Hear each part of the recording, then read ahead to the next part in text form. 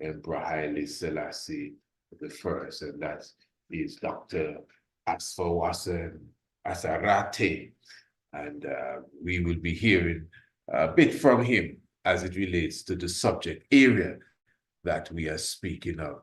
I just want to highlight, let me just make sure that everything is in order. I want to highlight, okay, want to highlight the full moon is on us at the moment. It is now the 25th of March.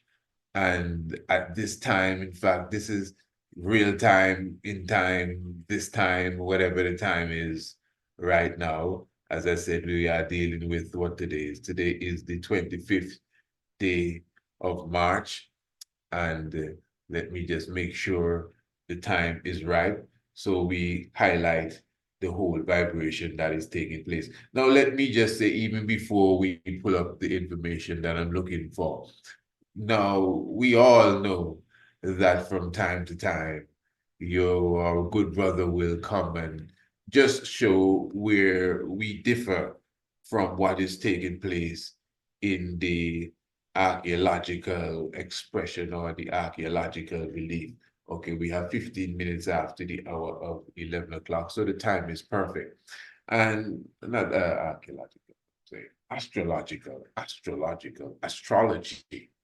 And in the astrological world, we are told to believe that at this moment, the moon is full, which it is, and it is a Libra moon. Now, why I had to come out this month? Of course, you know that every month the astrology is wrong. That's for sure. I think we would have definitely made our point with that. So we don't really make it our business every month to just jump on it. Full moon, new moon is just off. And we have explained why it's off, because the sun moved 1 degree every 72 years. So if the last 720 years you have not adjusted your astrological charts, well, that means you are at least 10 degrees behind, and that will create a confusion. So those of us who observe the heaven and map the heavens and observe the movement of the sun and where it is at what time, we understand that many people that say that they're Gemini are not Gemini.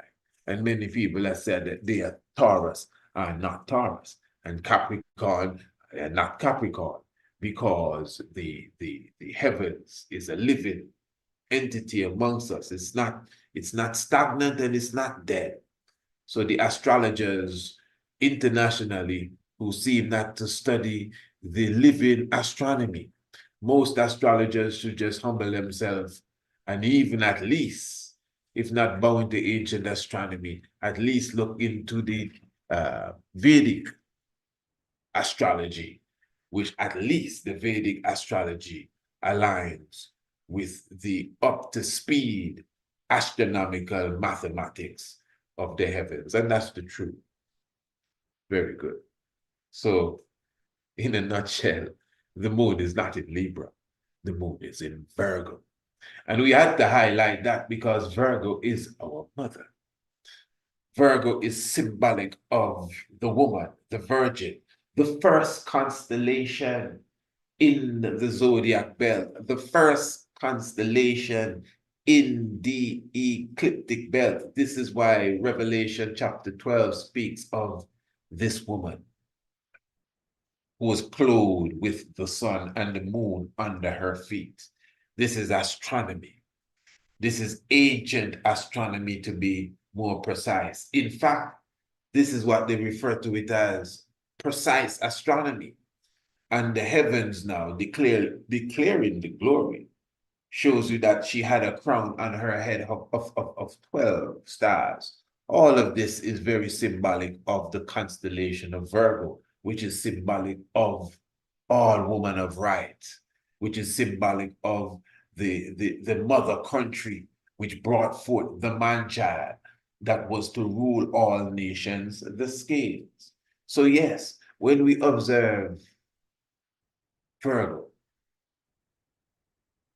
at a specific time of the year, what is called the fall equinox in the northern hemisphere, she's clothed with the sun. And every month at some time, the moon will be under her feet. At this moment, now, as I'm speaking to you, no. The moon is as if it's resting on the back of Virgo. So the moon is in Virgo. The moon is as in Virgo as it can be. The moon is not in Libra. It is not even on its way to Libra as yet. Very important. Now, even at this time, there is a specific meteor shower, the Antihelion meteor shower that is taking place literally inside of what you would consider to be the womb of Virgo. In fact, let me give you the Greek rendition so at least you have an idea for those who may have missed a bit of what we are expressing pardon me, because when you observe Virgo, Virgo itself is not exactly the same rendition that you see on the artwork. In fact, most things are not. But when you can see and observe the stars and you observe the lines, then you would pick up the true rendition. As I said before, one of these days, we will not only remap these stars, because when we studied astronomy at first, there's some of these constellations that have been played with since that time. Some of them have been manipulated to look like something else. And it literally takes away the true essence of what the constellation means. And of course, obviously, if somebody understands the mystics and the power of the constellations, they will be playing with the constellations. They will try to manipulate the truth. If the heavens really declaring the glory, some ones will try to even say, well, look, move this line and turn this line here and there. And that's the truth. Virgo, the constellation, should be more whole. You'd be able to see her eyes and her full head. And then now, even if we were to draw it in a formation where a child could understand it, it would not necessarily look like what is used universally, which is the Greek rendition, like what you're seeing on the screen. Because she's really supposed to be a woman laying on her back in travail, ready to bring forth a man child.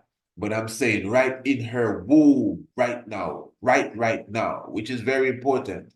Right inside of the womb of Virgo now, there is great activity.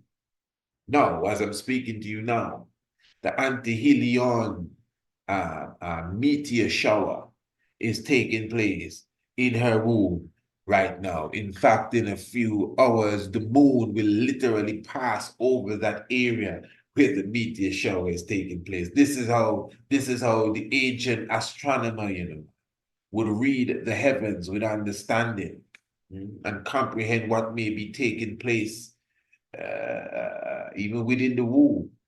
Yeah, of those who would be connected to Virgo and the moon in Virgo at this time, depending on their their their their natal chart, their natal reading, and even their conception. It's deep. The heavens does declare the glory. So on the Earth day of Empress Menen, we have the full moon. So it's a full moon on the Earth day of Empress Menen. So we glorify, give thanks to that, Rastafari. And the full moon on the Earth day of Empress Menen is inside of Empress Menen, which is Virgo, the mother constellation, the same constellation clothed with the sun and the moon under her feet. That's why she had a crown on her head of 12 constellations or 12 stars, because she's the first of the crown of constellation, because remember, it's a circle of constellation, eh? 12 of them, some would say 13. So whatever the case is, she's the head, and there are 12 others then.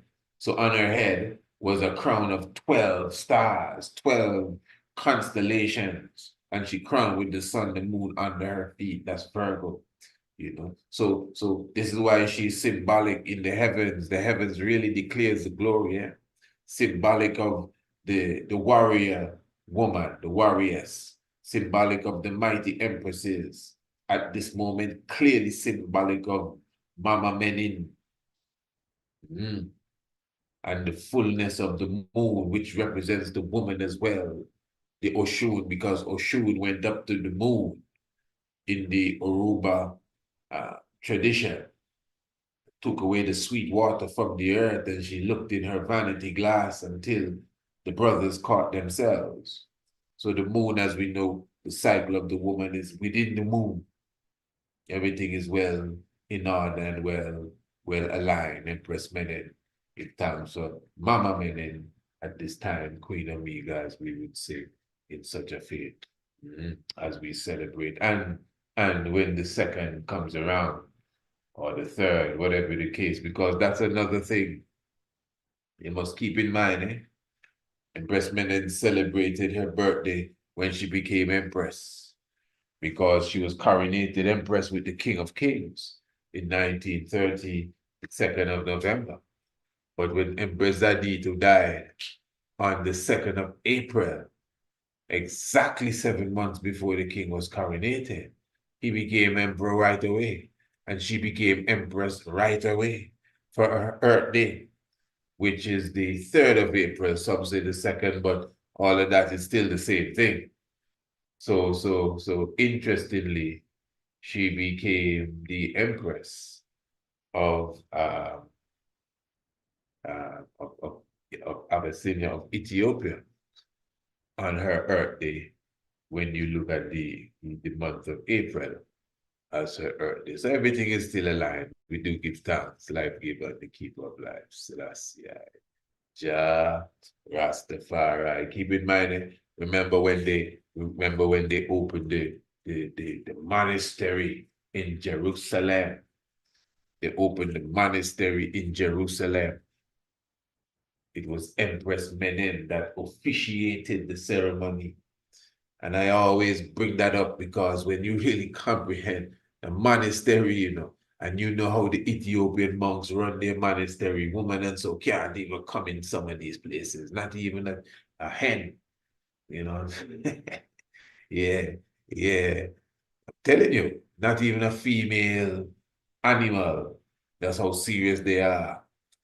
And I'm not saying that all of the monasteries are not like that. Don't get me wrong.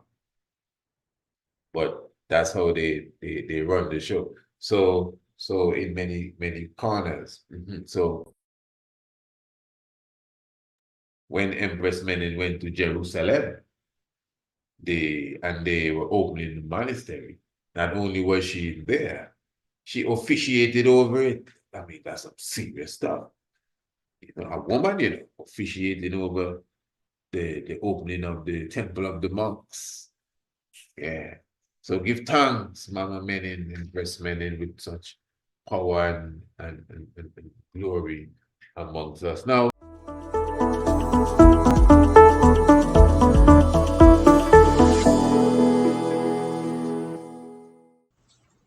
blessed love, I am the Honorable Priest Isaac.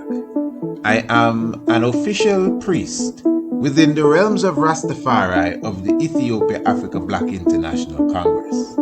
I also hold a certification in the craft of Astronomy from Politecnico di Milano in Italy. Our universe and its makeup has always been an intriguing subject for humankind. Astronomy is the study of everything in the universe beyond the Earth's atmosphere. Ancient astronomy is similar, but pays special attention to the physical and spiritual values of stars, planets, moons, and other celestial objects. It also brings in the terrestrial component, being things on an earthly plane, such as plants, human organs, and connects them to the heavenly bodies. In this course, you will learn the makeup of various planets and stars, how to locate them in the night sky, along with their associated constellations. You will also be taught about the earliest civilizations known for their astronomical comprehension, namely Kush, also known as ancient Ethiopia, Kemet, called Egypt today, the Dogons, and the Bozos, as well as the civilization of Sumer. You will also learn about black holes, their nature and origin, as well as how the ancients viewed them. Ancient astronomy is the mother of archaeoastronomy and astrotheology. Both subject areas are covered by the Priest Isaac's Institute of Holistic Knowledge. Sign up today. Visit our website, priestisaacinstitute.com, or email us, priestisaacinstitute@gmail.com, for more information.